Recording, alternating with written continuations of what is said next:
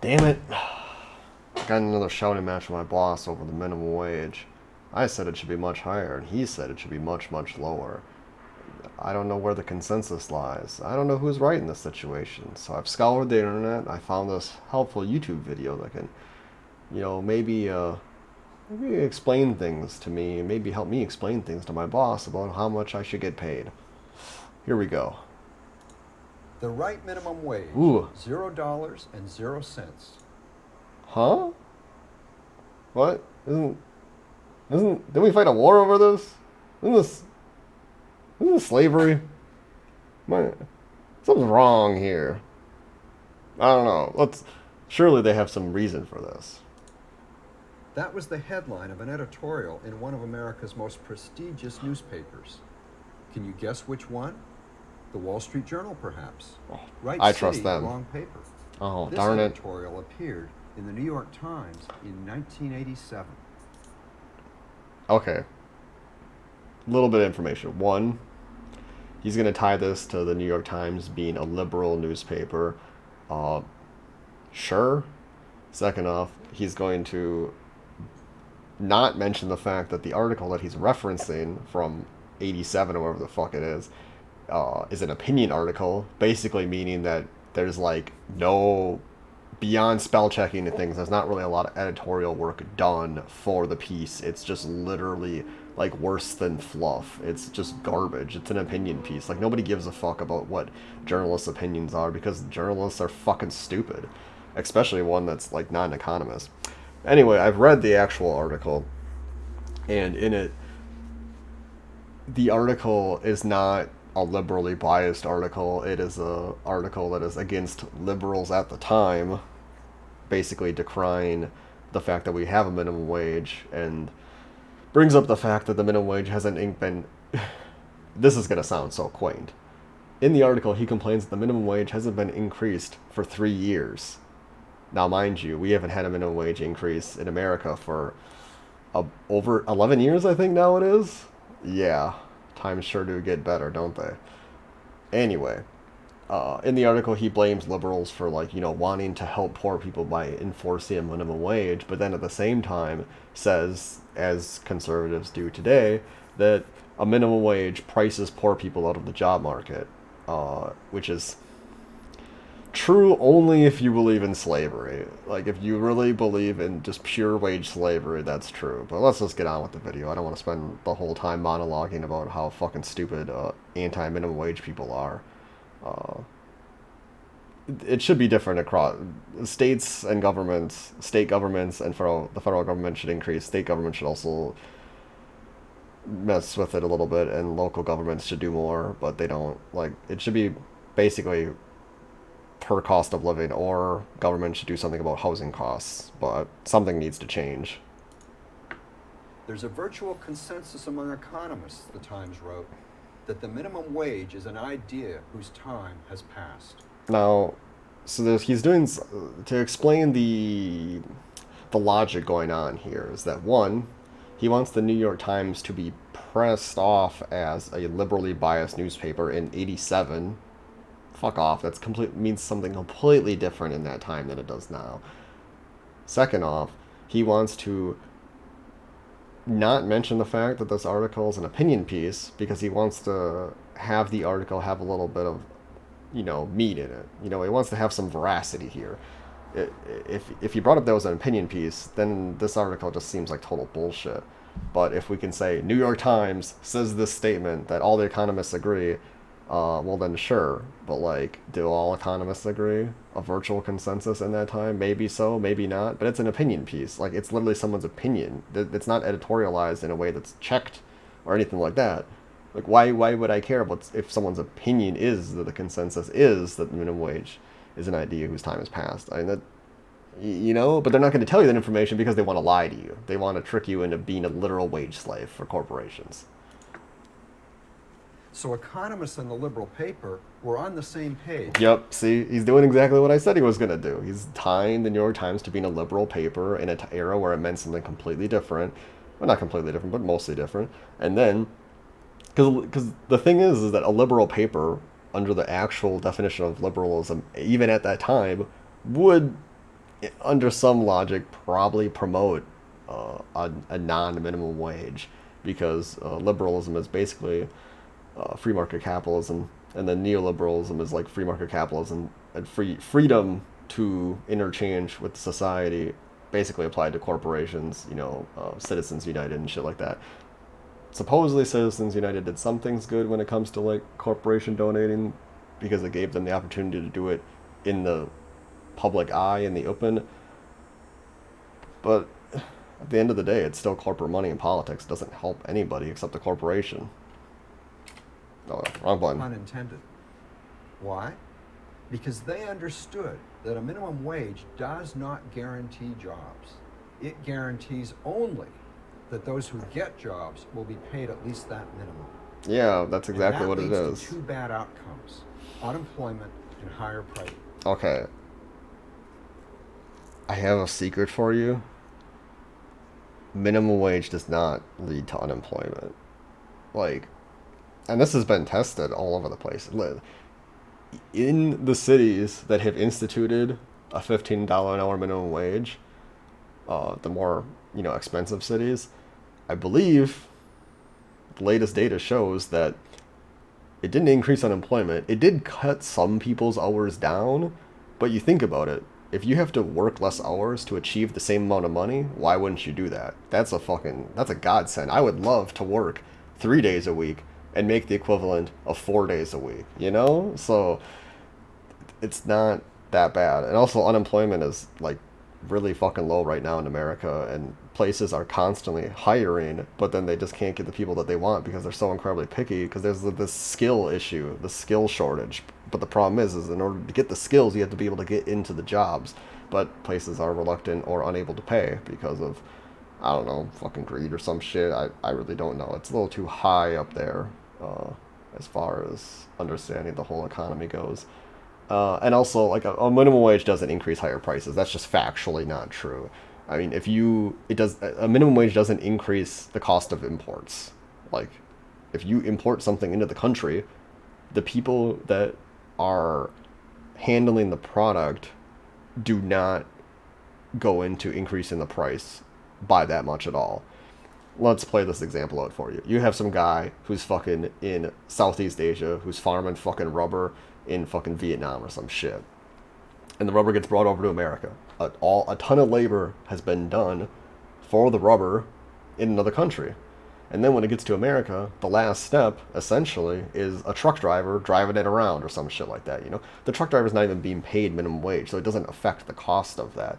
The minimum wage only affects the cost of a few things, mostly in the food service industry or direct production in America, but that's only if the people producing the good are making less than minimum wage, as it would be if it were increased.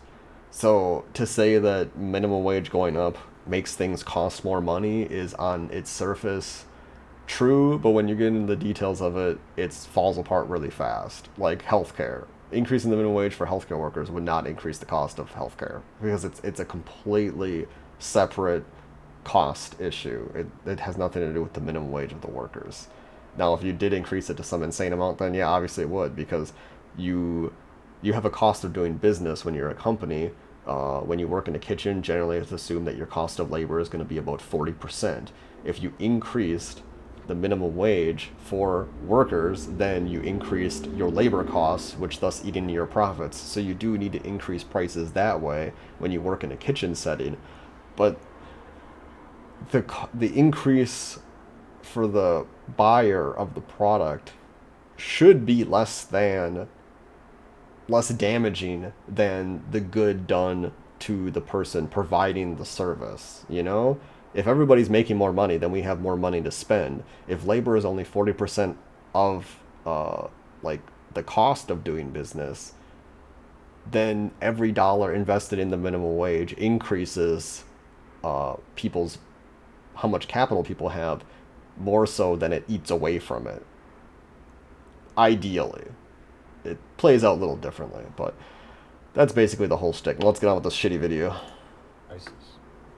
I can best explain this by asking a simple question. No, shut up. What is a wage?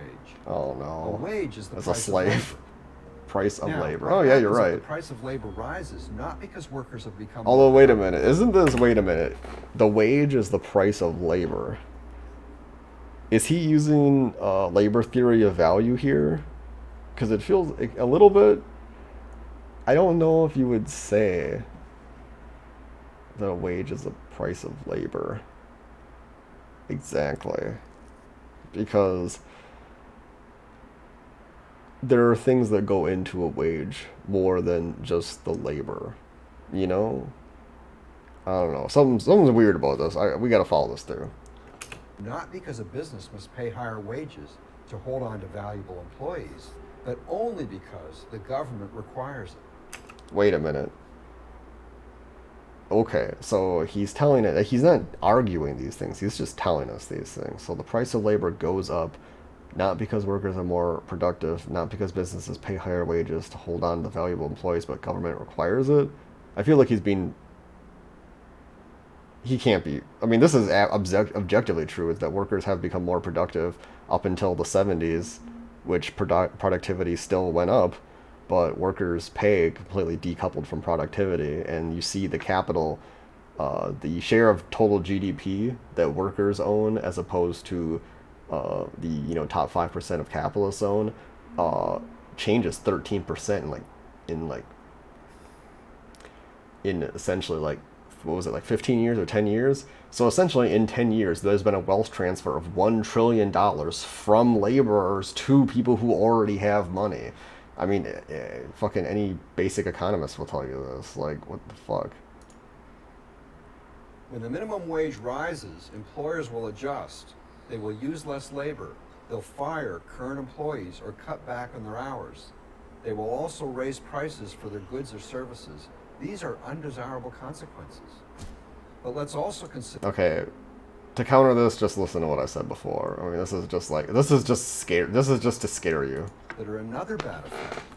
Businesses will hire fewer workers, especially those with little or no job experience. Now, what they're not going to talk about in this video, and my galaxy brain take, is that Republicans don't want the government to invest in the current society of America. Instead, they would rather import workers from other countries where they do invest in their workers, and then America can gain all the profit from importing people who already have all the skills necessary to get into the job market. So Republicans pretend to care about white people and about nationalism and all this other fucking protected economy kind of bullshit. But the reality is that they care about money.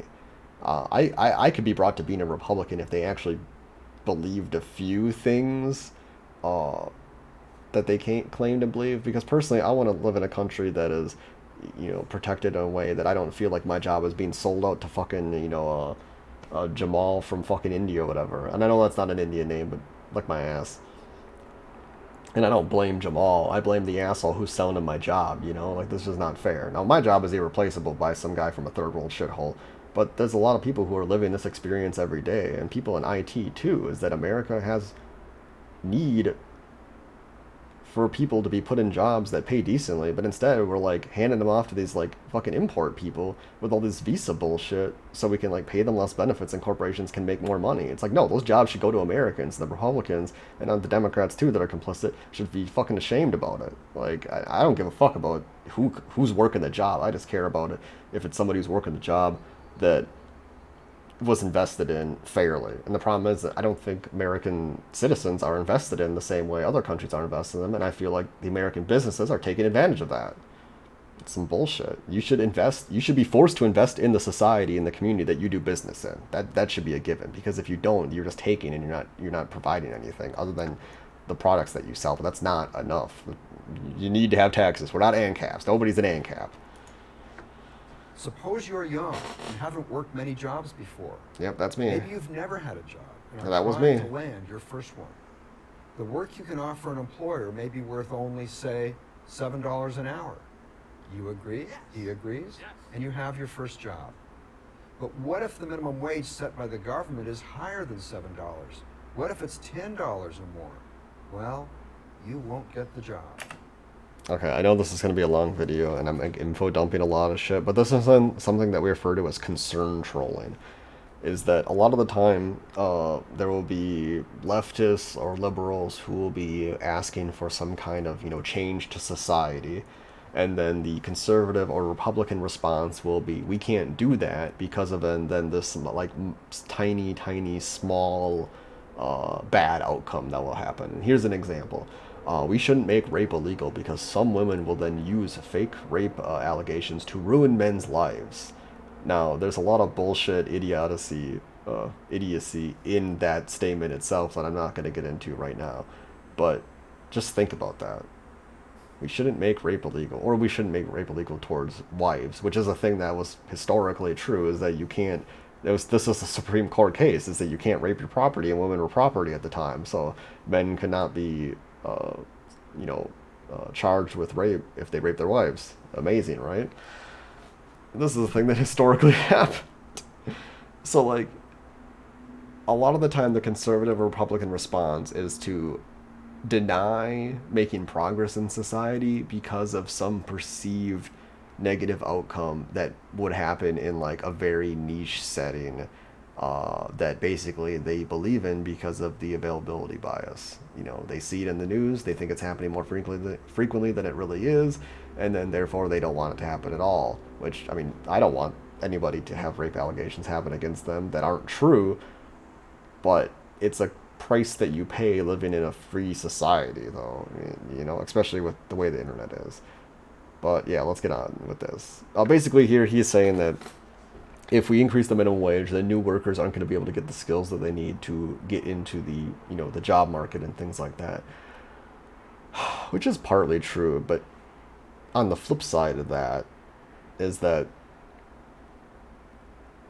I, as a worker, working for 6 years at a resort, got to the point where I was making the company a lot of money.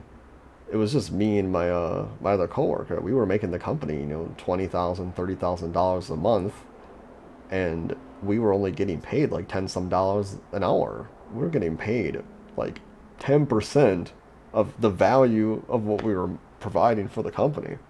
And you think of that, and it's like, a minimum wage would protect us from that a little bit because it would have guaranteed that we at least got some of the fruits of our labor. Not all of it. I mean, and I'm not arguing that anybody should get all of the fruits of the labor because then nobody would work, obviously. But there's a sweet spot between getting completely fucked over and actually getting to, like, live a decent life. And I just want people to live a decent life. I don't give a fuck about, I don't know. Fuck it. Let's go. You may be willing to work for $7 an hour, but under minimum wage laws, it would be illegal for you to do so. I have a spoiler for you. The biggest theft that happens every year that doesn't go accounted for is wage theft. I was a victim of wage theft. Like, and nobody goes to jail for this because nobody's protecting workers. It's the biggest wealth transfer that happens in America every year, other than Social Security. I think, yeah, Social Security has to be the biggest. But wage theft is just, man, I wish the IRS had more power because holy fuck, it has a lot of big fish to fry. This very point was made by Paul Samuelson, one of the leading economists of the 20th century and a prominent liberal. Yep, I of paraphrase course. from this classic textbook. This is so funny because they're trying to, like, the thing is that, like, you know what they're doing here. They're trying to, like, bring up these quote liberal people, which, mind you, at the time meant something different, and because, like, liberal in other countries basically means conservative in America. Like, other countries are, America basically is so far right leaning that liberal is left here, where liberal in other countries is right. Like, it's fucking crazy. So to say that this guy's a liberal, they want to scare you into thinking that he's a liberal in the modern terms because they think you're stupid and they think they can trick you. They're like, basically, look, we have this liberal newspaper that's saying minimum wage is bad. We had this liberal economist that's saying minimum wage is bad. Look, if liberals agree on it and the Republicans, we already know our point. We already hate, any regulation whatsoever at all. Is that let's get all on the same page. They're trying to bring everybody in together, but it's a fucking trick. You can just Google this shit in 5 seconds. I'm sure if you Google this guy, you find out that he fucking, like, hung black people in his yard or some shit like that. I mean, look at him. He has the face of a racist. What good does it do a black youth to Oh my know god. that Oh no. The first thing he's talking about is black people. Oh no. Let's see this quote through. the employer must pay him a minimum wage if the fact that he must be paid that wage keeps him from getting a job. Maybe. I mean, it is partially true. I mean, the reality is that like I mean, this is we're discussing something that people are talking about in 80 fucking 7. The world is not 87. America is still the richest country and it's rich as it's ever been, and people are still struggling to get by. What's going on? Like, the problem with black people working jobs doesn't have anything to do with the minimum wage. It has to do with the fact that their communities are completely shit because nobody there has any money, and because of historical redlining and government guaranteed mortgages and investments in those communities was forbidden during the biggest prosperous boom in America's history. When you leave out huge sections of cities and communities out of a huge economic boom, those people are going to be fucking struggling to get by, and they're still struggling. And most of it had to do with race, but it didn't say that. It was just part of the secret calculation that was made, is that if they're not white, then they're not getting this guaranteed government, federal backed guaranteed mortgage, and they can't buy a house, they can't move into the suburbs, things like that. Even not even regular white people can move into the suburbs. You had to have a wife, and you had to have kids or be planning to have kids to move into the suburbs in the 60s in this idealized past. And the thing was, is that being white just wasn't good enough. The thing is that by and large, the prosperous 60s and after the 50s and things like that. I know there was a few economic downturns, but it was a pretty.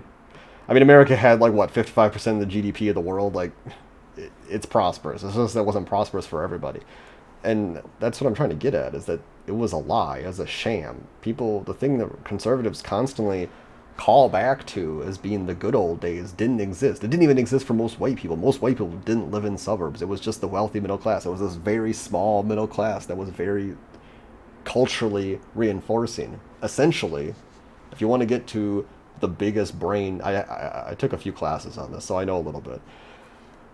Essentially, the American government wanted to defeat communism and socialism from Russia.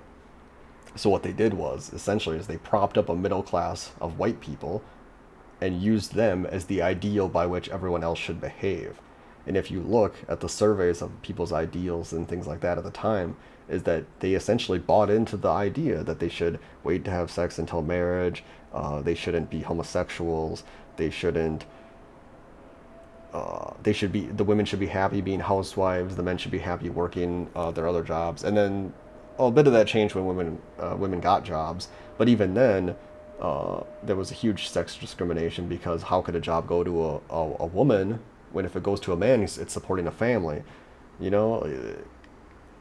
The idea was that the American government was very afraid of falling to socialism, because socialism and communism was very popular at the end of World War II, because so many communities were completely destroyed in Europe. That's why the Monroe Doctrine, or whatever it was, the Marshall Plan, I think it's the Marshall Plan, is like America's rebuilding of Europe, was because they wanted strong trade partners for, the future years, but they also wanted safeguards against Russia, because they didn't want the rest of the world to fall to communism or socialism. And now, mind you, the Russia was not communist or socialist at all. It was just really, really, really shitty state-run capitalism is what it was. Really fucked up authoritarian insanity. It was never fucking socialist. They did land reform, so that was nice. That's basically how you win wars. When you move away from feudalism to industrializing and capitalism, you have to land reform. It's the only way you're going to win the popular vote with the peasants. That's what Mao Zedong did, and that's how he won the Chinese Civil War. I think there was two of them, I believe. I forgot how I even got on this point. I'm so exhausted. These videos are just so much to digest, because there's just so much bullshit going on. But I just want you to know is that the idealized past that conservatives and Republicans talk about as this white picket fence, four-person family in a suburb, wasn't the reality for most Americans. It wasn't even the reality for most white people. It's just something used to manipulate culture. and it was used incredibly effectively. It's very sad actually that so many people felt so bad about the decisions they made in their lives based on pure propaganda. And that young person loses more than a paycheck. He also loses valuable work experience, learning to accept responsibility, dealing with a boss, getting along with coworkers, all the things that demonstrate to an employer that he made the right choice in hiring, and all the things that will help that young person get a better paying job down the road. A recent study found that in some cities, the unemployment rate for teens without a high school diploma approached 50%.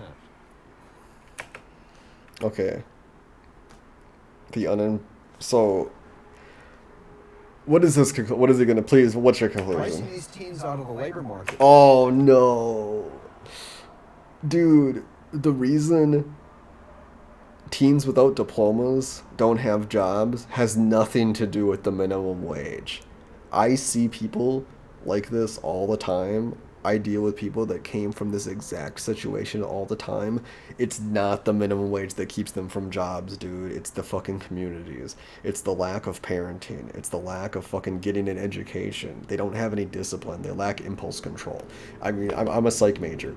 The study after study shows that if you grow up in a family where you have a certain amount of ACEs, which are adverse of childhood experiences, that you end up neurologically deficient as opposed to somebody who grows up in a household where you weren't beaten or you weren't sexually abused or things like that. The reality is that these people were given a fucking raw deal on life and they're completely fucked because they can't control their impulses to deal with the stress of working a regular job. And it's, mind you, it's a lot more profitable to go sell drugs than it is to work at fucking Taco Bell or getting a McJob. Like, this is the reality that these people have to deal with. And if Republicans believe in rational choice theory that crime is a choice, well, then yeah, they're choosing the better economic outcome for themselves in the short term because one, they have poor impulse control, and two, they don't see a future for themselves because when you're getting fucking like beaten, raped every day, how the fuck can you see a future for yourself? Like, this is the reality that these people come from. Over like 40% of every person that I've seen come through our halfway house, they're all people that have been to prison or jail, all have histories of sexual abuse that never get dealt with. You know how much that damages you as far as being able to work a regular job and live a regular life? It makes it practically impossible if you don't ever get help. And these people never get that help. Like, tying poor economies and people not having jobs that don't have diplomas to the minimum wage is like just so fucking disingenuous and evil. Like, this guy is like, I don't know. I mean, I wish I were the lord of the land because I would just line all these people up and execute them because they're just so evil and they're just spreading such bullshit. Does them no favors. It's not doing the rest of society any favors either. Teenagers who In a can't video find game. jobs often find trouble. Advocates of a higher minimum wage argue that while some young people might be priced out of the job market, this is outweighed by the fact that those who have minimum wage jobs will get a wage increase. But that doesn't mean they Okay, well, that's what I said before, but now he's gonna say some magical bullshit. be better off. It's true that the government can force business owners to pay its minimum wage workers more per hour, but it can't force these business owners to pay them more per week. According to the Los Angeles Times, after Connecticut raised its minimum wage to $10.10 an hour, a 20-year-old woman who worked at a donut shop in Hartford was soon disappointed when her hours were cut from 35 per week to 27. Employers will look for other ways to cut costs. Wait, so you're using an anecdote. One woman had her hours cut from 35 to 27 after the minimum wage went up how much? How much did you say it went up by? Let's use where did we go? According to the Los Angeles Times, How much did it go up? after Connecticut raised its minimum wage to $10.10 an hour, So it went up about a little less than 20%. 20-year-old woman And who she had her worked at a hours donut- cut like more than 20%, right? 35, 27, that's 7 hours. 7, 14, 24, 30. No, is that the same amount? Is she working the same amount of hours? Or working less hours, but this for the same pay. I think she almost is actually. If we do the math really quickly, I think she's making the same pay, but working less hours. That's pretty sick. That's a good deal. But now, mind you, this is an anecdote. What we care about is the targeted average, the group of people that this affects the most, the minimum wage earners. How much on average did it affect them? Did all their hours get cut across the board? Are they making the same amount of money but they're working less hours? Like that's a fucking godsend still. Like you have more free time. The the problem with that though is that when you have more free time, you tend to spend money when you have more free time. So that's kind of a problem. It requires a little bit more financial intelligence though. Shop in Hartford was soon disappointed when her hours were cut from 35 per week to 27. Employers will look for other ways to cut costs. The economic. But yeah, like I said, this is concern trolling. It's like, oh, don't increase the minimum wage because employers are gonna fuck you over, and it's like we're gonna get fucked over anyway. Can we at least get a minimum wage to pay the cost of living? Like, I don't think the minimum wage should be 15 everywhere because where I grew up, the minimum wage could be $10 an hour, and you can live pretty comfortably. Two people together, you could afford a house on that where I grew up, but I mean, not a good house, but like there are houses available. But like in Madison, where I live now, like you can't fucking afford housing on even 15 an hour between two people for like a house. I mean, you can afford rent really easily, but ugh. Policy Institute, a union-funded organization that pushes for higher minimum wages, admits this. Employers, they write on their website, may be able to absorb some of the costs of a wage increase through higher productivity, lower recruiting and training costs, decreased absenteeism, and increased worker morale. How would an employer get higher productivity? By working the employees harder. Wait, wait. There's I like how this is a self-aware wolves right there because they bring up all this shit that like yeah basically this is the union arguing that like look if you pay workers more you'll have workers that are more invested in your company because they feel like they're getting treated better. You'll have less fucking people calling out. You'll have more people like staying for longer. The cost of increasing the wage of your workers, as they say here, gets absorbed by having those workers for longer. You don't have to invest in new workers as much, like it seems like a win. And I like how this guy is somehow like using that as like working the employees. I don't even know. Like what is your concern here? How would an employer cut training costs? By training them less. Okay, an employer doesn't cut training costs by training them less. An employer cuts training costs by having to train less workers per year because the fucking like overturn is so low. That's how training costs get cut. How to get higher productivity with new technology and employers and employees, working better. Like, what do you mean just working harder? You can't work harder in I mean, you could in a factory, but like there are some environments where you just can't work harder. It's just more productive. Productivity doesn't mean harder. Like, this is just to scare you. Raising the minimum wage makes it harder for young and inexperienced workers to get jobs.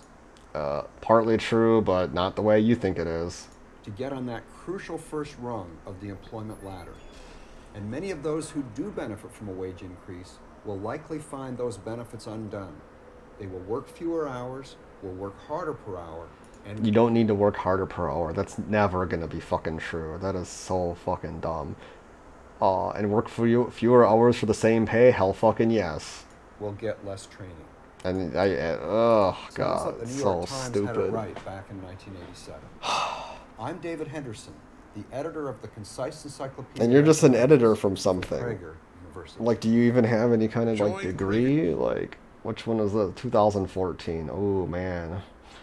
Oh no, he's using facts and logic. That's unfair propaganda. Facts and logic. This video is spot on. Oh no, that's too stupid. Minimum wage. I could not get my first job in engineering even though I was happy to work for free just to get experience. Think about how fucking dumb you have to be to make this statement. Is that you have a degree and you wanted a job in engineering and you are literally willing to work for free. How are you gonna pay rent? Like, I don't Like, you have to be so fucking. You have to come from such a nice family to have to say something so fucking stupid. Like, holy fucking shit. Well, I feel like I'm ready to go and Sudoku my boss with logic and reason. Thanks.